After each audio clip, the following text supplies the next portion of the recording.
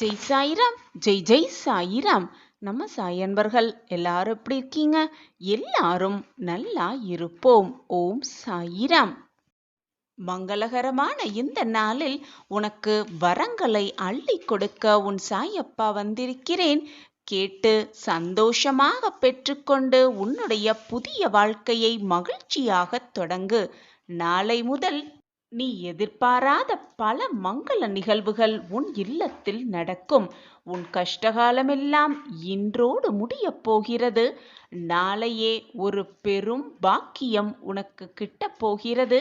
பெரும் மகிழ்ச்சியாக வாழப்போகும் அந்த பாக்கியம் உனக்கு கிட்டப் போகிறது. நான் அதை உனக்கு வரமாக அளிக்க உன் இல்லம் தேடி வருவேன். உனக்கு நிகழ்வும் நிகழ்வுகள் எல்லாமே ஏற்கனவே தீர்மானிக்கப்பட்டதுதான், முடிவு செய்யப்பட்டதே. அதில் இன்பம் துன்பம் என்று எதுவுமே நிரந்தரமே அல்ல. நீ துன்பமாக வருந்தும் ஒரு நிகழ்வு மற்றவர்களுக்கு இன்பமாக இருக்கலாம். நீ இன்பமாக ஆனந்தமாக கருதும் ஒரு நிகழ்வு மற்றவர்களுக்கு அதீத துன்பமாகவும் இருக்கலாம். இந்த உலக வாழ்வில் இன்பமோ துன்பமோ எதுவுமே நிரந்தரம் அல்ல. உன்னுடைய எண்ணங்களை பொறுத்துதான் அமையும் இன்பமும் துன்பமும். நீ அதை எப்படி பார்க்கிறாயோ அதை பொறுத்துதான் உன் வாழ்க்கையின் அமைப்பே இருக்கிறது. இன்பம் வந்துவிட்டால் நிலை கொள்ளாமல் ஆடுவதும், துன்பம் வந்துவிட்டால் அப்படியே சரிந்து உட்கார்ந்து விடுவதுமாக இருந்தால் எதையுமே உன்னால் நகர்த்தக்கூட முடியாது. எதையுமே சரிசமமாக பார்க்க பழகிக்கொள். நீ நினைப்பதற்கு மேலாகவே உன் வாழ்க்கையில் மகிழ்ச்சி உன்னை வந்து சேரும்.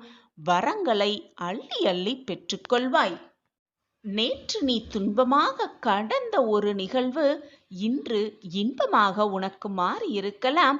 அதேபோல் இன்று நீ துன்பமாகவோ இன்பமாகவோ கருதும் ஒரு நிகழ்வு நாளையே உனக்கு இன்பமாகவும் மாறலாம், துன்பமாகவும் மாறலாம்.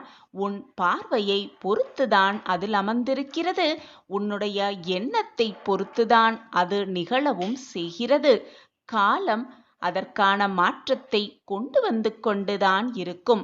இன்பமாக இருந்தாலும் சரி, துன்பமாக இருந்தாலும் சரி, எதுவாக இருந்தாலும் சரி, எதுவுமே உன்னிடம் நிரந்தரமாக கடைசி வரை இருக்கப் போவதில்லை என்பதுதான் நிதர்சனமான உண்மை. அதுதான் சத்தியமும் கூட.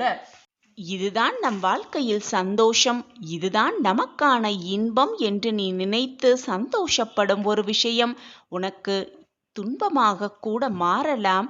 அதேபோல் இதுதான் நம் வாழ்க்கையில் மிகப்பெரிய துன்பம், இந்த துன்பத்தை இனி நம் வாழ்க்கையில் அடையவே கூடாது என்று நீ நினைக்கும் ஒரு விஷயம் கூட உனக்கு மிக இன்பமாக கூட மாறலாம். நான் கூறுவது மிகவும் குழப்பமாக இருக்கிறதா? புரியவில்லையா? இப்பொழுது நான் கூறுவதை கவனமாக கேள். உன் மனதில் ஒரு புது தெம்பு பிறக்கும். ஏதோ ஒரு இடத்திற்கு நீ பயணம் செய்து கொண்டிருக்கிறாய். அந்த பயணத்தில் மிகவும் அபூர்வமான ஒரு நண்பர் உனக்கு கிடைக்கிறார். அவரிடம் இருந்து நீ கற்றுக்கொள்ள வேண்டிய விஷயம் அவ்வளவு இருக்கிறது என்பதை நினைத்து கொண்டு அவரோடு பேசிய அந்த பழக்கத்தை வைத்துக்கொண்டு மிகவும் இன்பமாக இருக்கிறாய். சற்று நேரத்தில் அந்த மனிதருக்கு ஒரு விபத்து உள்ளாகிறது. விபத்தை அந்த மனிதர் சந்திக்கிறார். இப்பொழுது சொல், அந்த மனிதரை நீ சந்தித்து கொண்டிருப்பது, சந்தித்தது இன்பமாக இருக்குமா உனக்கு, அல்லது துன்பமாக இருக்குமா? பார்க்கும் பார்வையில்தான் எல்லாமே அடங்கி இருக்கிறது. அவர் ஏதோ செய்த தவறுக்காகத்தான் இப்பொழுது தண்டனையை அனுபவிக்கிறார். அப்படியென்றால் அவர் தவறு செய்வதுதான் தவறு செய்தவர் என்று வைத்து கொண்டால், உன்னிடம் அவர் கூறிய நல்ல ஒழுக்கங்கள், நல்ல எண்ணங்கள், நல்ல சிந்தனைகளை பார்க்கும் பொழுது அவர் ஒரு பொக்கிஷமான அருமையான மனிதர் என்று கூட சொல்லலாம். நீ பார்க்கும் பார்வையில்தான் எல்லாமே அமைந்து இருக்கிறது. நீ சந்தோஷத்தை சந்தோஷமாக எடுத்துக்கொண்டால் அது மிக ஆனந்தமாகவே இருக்கும். துன்பத்தை துன்பம் வந்துவிட்டதே என்று சலித்து உட்காராமல் அதையும் எதிர்த்து நின்று போராட கற்றுக்கொண்டால் உனக்கு வந்த துன்பம் கூட மகிழ்ச்சியாக மாறும். இதுதான் வாழ்க்கையின் ரகசியமும் கூட. உன்னுடைய வாழ்க்கையில் நடந்தது, நடந்து கொண்டிருப்பது, நடக்கப் போவது எதில் உண்மை, எதில் பொய் அமைந்திருக்கிறது, எதுவெல்லாம் மாயை என்று யாராலும் அறிந்து கொள்ளவே முடியாது, புரிந்து கொள்ளவும் முடியாது. ஏனென்றால் இந்த உலகமே ஒரு மாயைதான். எதுவுமே இங்கு நிரந்தரமல்ல. உலகத்தில் எதுவுமே நிலையானதும் அல்ல. காலம் அப்படித்தான் சுழன்று கொண்டே இருக்கும், மாற்றிக்கொண்டே இருக்கும், அனைத்தும் மாறிக்கொண்டுதான் இருக்கும். எதுவுமே இங்கு நிரந்தரமாக இருக்கப் போவதுமில்லை, நிலையாக இருந்து விடுவதும் இல்லை.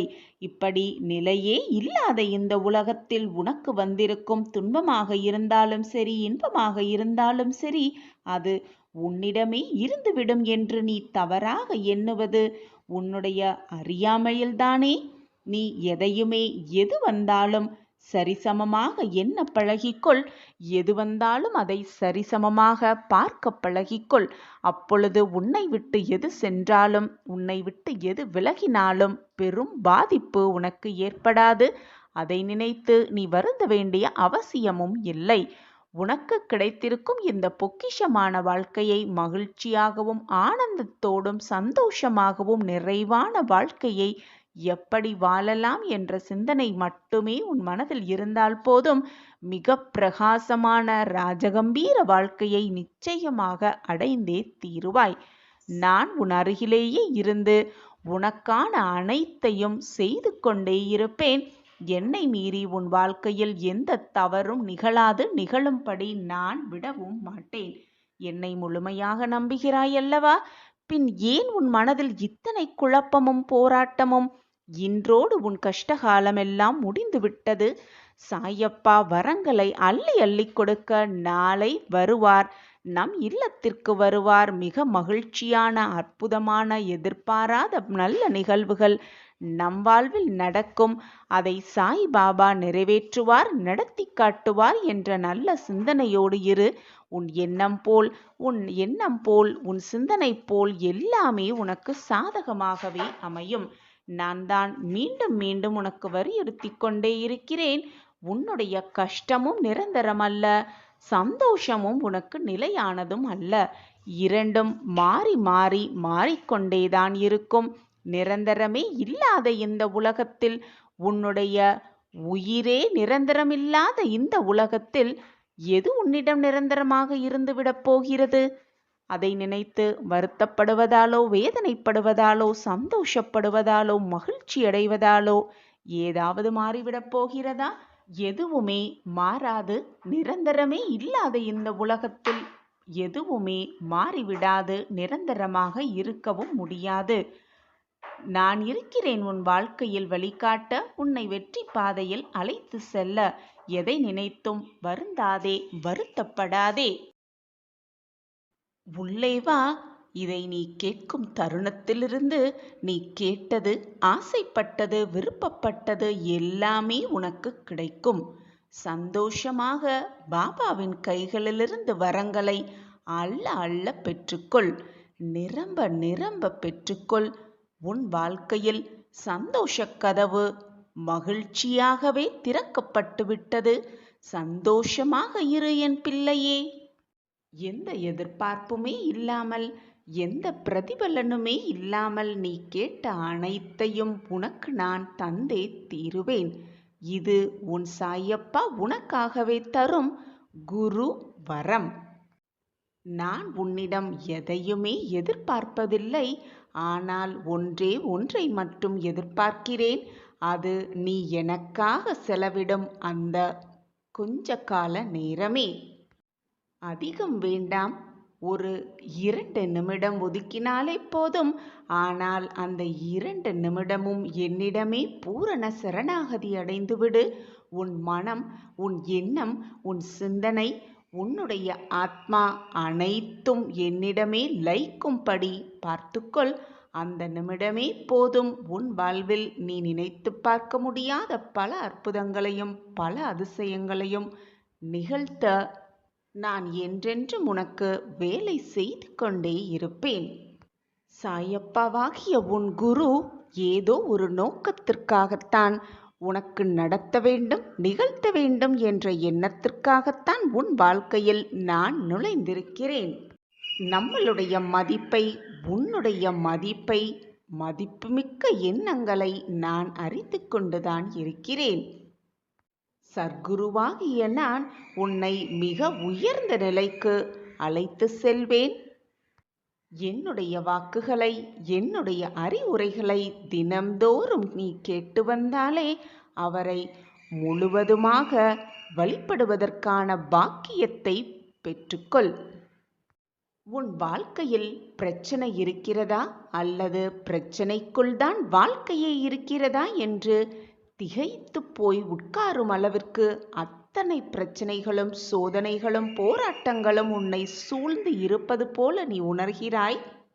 நம் வாழ்க்கையில் இன்று விடிவு காலம் வராதா? இந்த கதவு என்று திறக்காதா? மூடப்பட்ட அத்தனை கதவுகளையும் எதிர்பார்த்து இன்று ஏதாவது ஒரு கதவாவது திறந்து விடாதா என்ற ஏக்கத்தோடு காத்திருந்த என் பிள்ளைக்கு, அது மட்டுமல்லாமல் உன் பிரச்சனை தீர்வதற்கான எந்த வழியும் உனக்கு புலப்படாமல் நிர்கதியாய் நிற்பது போல நின்று கொண்டிருந்த என் பிள்ளைக்கு, இதோ இந்த குரு பெயர்ச்சி நன்னாளில் மூடப்பட்ட அத்தனை கதவுகளும், அத்தனை பொக்கிஷங்களும், அத்தனை கஜானாக்களும் உனக்காக திறக்கப்பட்டு விட்டது. இனி நீ எடுத்து வைக்கும் ஒவ்வொரு அடியும் உனக்கான மங்களகரமான அடியாகவே இருக்கும். உன் வாழ்க்கையில் நீ வெற்றி பாதைக்கு அழைத்து செல்லும் அடிகளாகவே இருக்கும். உள்ளே வா. உள்ளே வந்து விட்டாய் என்றாலே உன் வாழ்வில் மிகப்பெரிய மாற்றத்தை நீ சந்திக்கப் போகிறாய் என்றுதான் அர்த்தம். இதுவரை உன் வாழ்வில் என் வாழ்வில் மாற்றங்கள் நிகழாதா என்று ஏக்கத்தோடு இருந்த உன் கண்கள், வேதனையோடு இருந்த உன் எண்ணம், கஷ்டத்தோடு இருந்த உன் இதயம் எல்லாம் மகிழ்ச்சியாக, சந்தோஷமாக, ஆனந்தமாக, அதிசயத்தக்க மாற்றத்தை பார்க்க போகிறது. உன் குரு, உன்னுடைய குருவாகிய உன் சாயப்பா அனைத்தையும் உனக்கு வாக்காக, வரமாக அள்ளி அள்ளி தருவதற்காகவே காத்து கொண்டிருக்கிறேன். நான் என்ன செய்ய வேண்டும் சாயிநாதரே என்று எதுவுமே புரியாமல் என்னையே பார்த்து கொண்டிருக்கிறாய். என் அன்பு பிள்ளையே, இந்த உலகையே ஆட்டுவிப்பவன் உன்னுடைய தந்தையாகிய உன் சாயப்பா. இந்த உலகத்தில் எது நடக்க வேண்டும், எப்பொழுது நடக்க வேண்டும், எப்படி நடக்க வேண்டும் என்று முடிவையும் உன் சாயப்பாவாகிய நான் எடுத்துக்கொண்டிருக்கிறேன். அதற்கான திட்டத்தையும் தீட்டிக்கொண்டே இருக்கிறேன். நீ இப்படி கலங்கும் அளவிற்கு, மனதை போட்டு வருத்தும் அளவிற்கு எதுவுமே நடந்து விடவில்லை. எதுவுமே நடந்து முடிந்து விடவும் இல்லை. நீ நினைப்பதற்கு மேலாக உன் வாழ்க்கையில் மாற்றங்கள் நிகழும். இதுதான் உண்மையிலும் உண்மை. நான் என்னுடைய சமாதியில் இருந்து கொண்டே அத்தனை பேருக்கும் விடிவு காலத்தை திறப்பேன் என்பது உனக்கு தெரியாதா? தெரிந்தும் ஏன் உன் மனம் இத்தனை போராட்டங்களால் சூழ்ந்து இருக்கிறது? நான் உன்னோடு இருந்தாலும் இல்லாவிட்டாலும், நீ என்னிடம் பிரார்த்தனை வைத்தாலும் வைக்காவிட்டாலும், என்னிடம் உன்னுடைய வேண்டுதல்களை கூறினாலும் கூறாவிட்டாலும், நான் இந்த உலகத்தில் இருந்தாலும் இருக்காவிட்டாலும், என்னுடைய அதிசயத்தையும் என்னுடைய அற்புதங்களையும் எனக்கு என்று ஒதுக்கப்பட்ட வேளையிலிருந்து நான் எப்பவும் மீள மாட்டேன். எனக்கு என் மனதிற்கு சரி என்று படும் அத்தனை விஷயங்களையும் நான் செய்வேன். யார் தடுத்தாலும் உனக்கு வரும் நல்லதை உன்னிடம் கொண்டு வந்து சேர்ப்பேன். அதே சமயம் உனக்கு அது கிடைக்கக்கூடாது என்று இருந்தால் அது யார் மூலியமாகவும் உன்னிடம் வந்து சேரவும் நான் விடமாட்டேன். பக்தியோடும் நம்பிக்கையோடும் என்னை பிரார்த்தனை செய்பவர்கள், என்னையே நினைத்து கொண்டிருப்பவர்கள், என்னுடைய நாம ஸ்மரணத்தை எப்பொழுதுமே உச்சரித்து கொண்டிருப்பவர்களுக்கு மத்தியில் நான் எப்பொழுதும் நிரந்தரமாக வாசம் செய்வேன். அவர்கள் உள்ளத்திலும் வாசம் புரிவேன். அவர்கள் வாழ்க்கையிலும் நிரந்தரமாகவே இருப்பேன். உனக்கும் எனக்கும் பூர்வ ஜென்ம பந்தம் இருக்கிறது.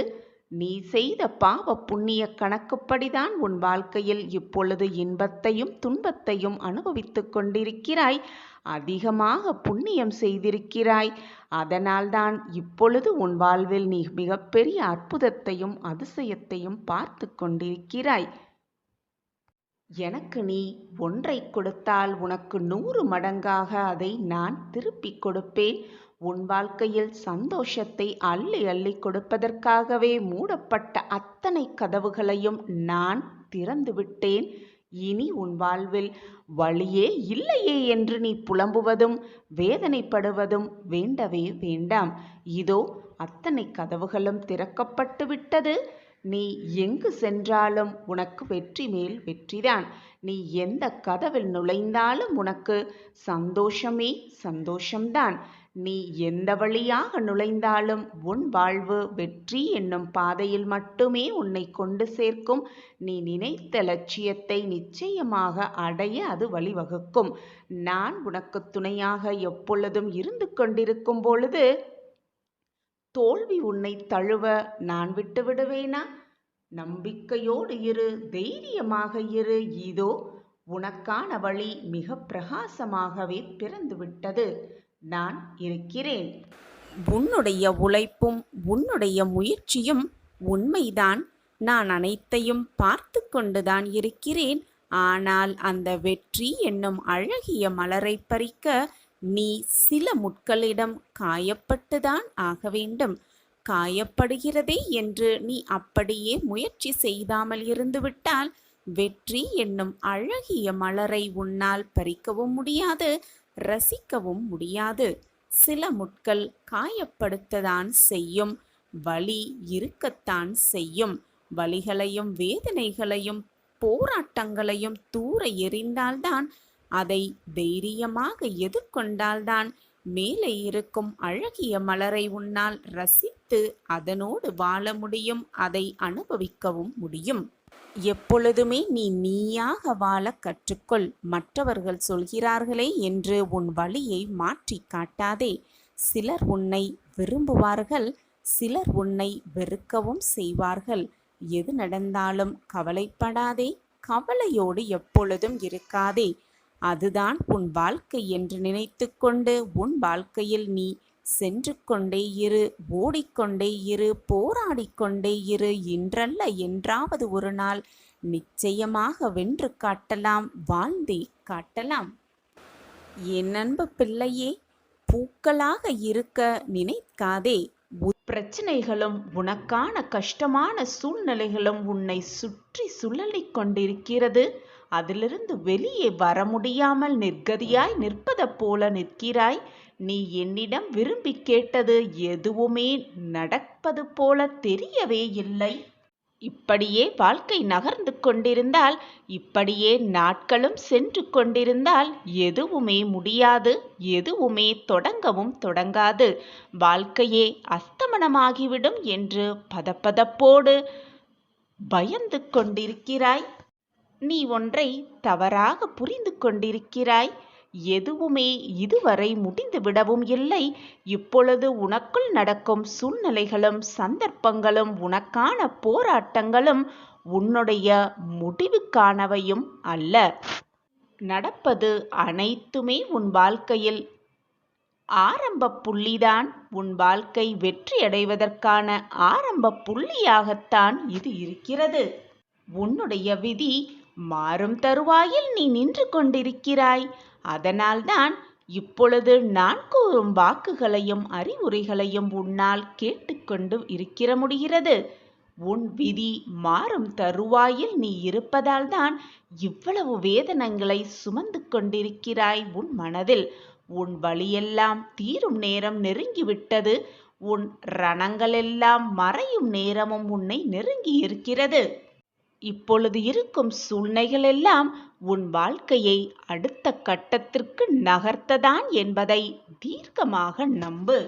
அதற்கான அடித்தளம்தான் இத்தனை பிரச்சனைகளும் இத்தனை சோதனைகளும் உன் வாழ்வில் நிகழ்ந்து கொண்டிருக்கிறது. ஒன்றை நன்றாக புரிந்து கொள். விதி என்றால் என்ன? அதனை எப்படி வெல்வது? விதி எங்கே இருக்கிறது? எதை விதைத்தோமோ அதைதான் உன்னால் அறுவடை செய்ய முடியும். உனது விதியை நீயேதான் வகுத்துக் கொள்கிறாய். எனவே அந்த விதியை பொருட்டு தூற்றுவதற்கும் ஒருவரும் இல்லை, போற்றுவதற்கும் ஒருவரும் இல்லை. உன் விதியை நீயேதானே வகுத்துக் கொள்கிறாய். காற்று வீசியபடிதான் இருக்கிறது எப்பொழுதும். பாய்மரங்களை விரித்து காற்றை தனக்கு சாதகமாக பயன்படுத்தி கொள்ளும் கப்பல்கள் தங்கள் வழியே முன்னேறி செல்கின்றன. ஆனால் பாய்களை சுருட்டி வைத்துள்ள கப்பல்கள் காற்றை ஏற்று பயன் பெறுவதே இல்லை. இப்படி அந்த பாய்மரங்களை வைத்து தன்னுடைய வேலையை செய்து கொள்ளும் அந்த கப்பல்கள் நினைக்குமா இது காற்றினுடைய குற்றம் என்று? அதனால் நீ வகுத்து கொண்ட விதியின் வழியில் நீ செல்வதால் அதை வெல்வது என்ற பேச்சுக்கே இடமில்லை. ஏனென்றால் அந்த விதியையே நீதானே வகுத்திருக்கிறாய். பின் அதை வெல்வது எப்படி, அதை வீழ்த்துவது எப்படி என்ற பேச்சு நியாயமாகுமா? வெற்றி பெறும் தகுதி இந்த உலகத்தில் உள்ள எல்லோருக்குமே உண்டு. வெற்றிக்கு ஆசைப்படுபவர்கள் தேவையில்லாத விஷயங்களை பற்றி அலட்டிக் கொள்வதில் தன்னுடைய சக்தியை சிதறவிடக்கூடாது. அமைதியுடனும் ஆண்மையுடனும் ஆக்கப்பூர்வமாக பணிகளில் ஈடுபட வேண்டும். அப்படி ஈடுபட்டால் வெற்றியை மிக சுலபமாக அடையலாம். யார் ஒருவர் எதை பெறுவதற்கு தகுதியுடையவராக இருக்கிறாரோ அதை அவர் பெறாமல் தடுத்து நிறுத்துவதற்கு இந்த பிரபஞ்சத்தில் உள்ள எந்த சக்தியாலும் முடியவே முடியாது. இதுதான் உண்மையிலும் உண்மை. எல்லா சந்தர்ப்பங்களையும் நான் உன்னை அன்போடு அரவணைத்துக் கொண்டுதான் வருகிறேன். உனக்கு செய்ய வேண்டியதை, உனக்கு கொடுக்க வேண்டியதை, உன் வாழ்க்கைக்கு தேவையானதை என்ன என்பதை சிந்தித்து அதன்படிதான் நான் செயல்பட்டு கொண்டிருக்கிறேன். சரியான நேரத்தில் தக்க சமயத்தில் நான் உனக்காததை செய்வேன். அதுவரை சற்று பொறுமையாகத்தான் நீ இருக்க வேண்டும். என் மீது நீ முழு நம்பிக்கையாக இருக்கும் பொழுது உனக்கான் என் நியாயத்தை நான் உனக்கு செய்யாமல் விடுவேனா? இதுதான் நீ உன் சாயப்பா மீது வைத்திருக்கும் நம்பிக்கையா? இதுதான் உன் சாயப்பா மீது நீ வைத்திருக்கும் அன்பா? உன் சாயப்பா பற்றி முழுமையாக அறிந்திருந்தும் உனக்குள் ஏன் இந்த கேள்வி? நீ இதுநாள் வரை இழந்த அனைத்தையும் மீண்டும் பெறுவாய். அதற்கு நான் உனக்கு துணையாக எப்பொழுதுமே இருப்பேன். அதற்கு நானே பொறுப்பு. நீ விரும்பியது அனைத்தும் உனக்கு தாமதமாகிறது என்றால் அதற்கு உன்னுடைய விதிதான் காரணம், உன்னுடைய கர்ம வினைதான் காரணம்.